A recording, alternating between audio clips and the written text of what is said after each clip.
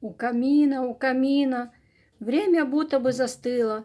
Наедине сижу с огнем, и все проблемы нипочем.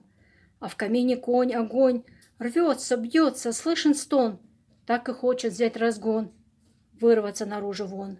Я не выпущу его. Пусть же будет здесь тепло.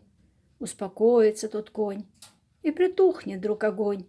Уголек сгорит дотла, комната теплом взята. Просижу я допоздна, отогрелась я душой, наедине сама с собой. Зарядилась я теплом, а что завтра, все потом. Всем друзьям желаю я отогреться так, как я. Всем душевного тепла.